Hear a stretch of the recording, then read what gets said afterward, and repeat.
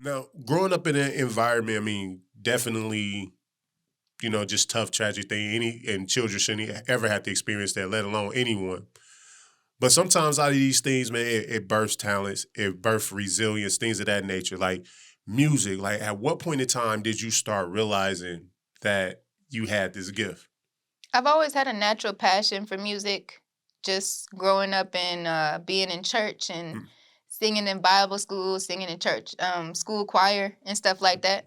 Um, and my aunt and my nana were just like obsessed with my voice. Like I got a karaoke machine for Christmas one year, and you know, ever since when I was younger, they had me doing like these house shows and being in the yard and singing for them and all this great stuff. But I never took music seriously until I got in 11th grade and my mom passed away. Oh, I wow. stopped playing basketball to do music. So What made you stop playing basketball and why couldn't you feel like you could do both? that's a good question. It was just a different type of release for me. Like, when you have a certain type of energy and you have to learn to put it somewhere. And like basketball just wasn't doing it for me. I was amazing at basketball, don't get me wrong, but like it was just something about being able to write down how I feel or Yeah. like actually verbalize what I was going through. You can't really verbalize your feelings in basketball, like pass the ball, like, yeah, I'm stressed out, music just like did it for me. Got So you. Now, so you start taking this serious. Can you give me, I know singing in church and things of that nature, but your aha moment, like, hey, no, I am really, really good and this is my calling.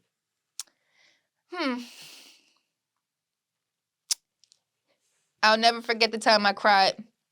I was in the studio recording with this producer named Jay West. I recorded this song called Hood Love.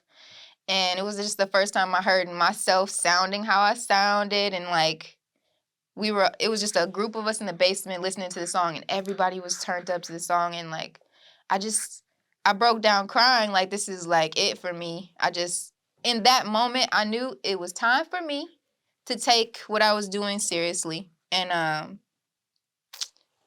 that was my moment. Like I broke down crying, and like one of my old friends picked me up, like, this is what you're meant to do. This is beautiful. Good Gotcha. tears. Like, with just having such a strong, like a powerful, amazing voice. I mean, like when I heard that Mo 3 outside, just the clarity, the sonics, just everything about it, like, do you take, like, I know you're professional, but did you take like actual like lessons and things of that nature to just control and just to be able to deliver like that?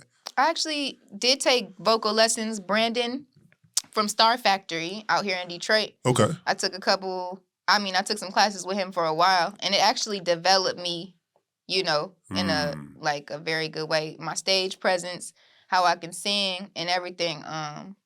Yeah, shout out to Brandon. He did that. No doubt.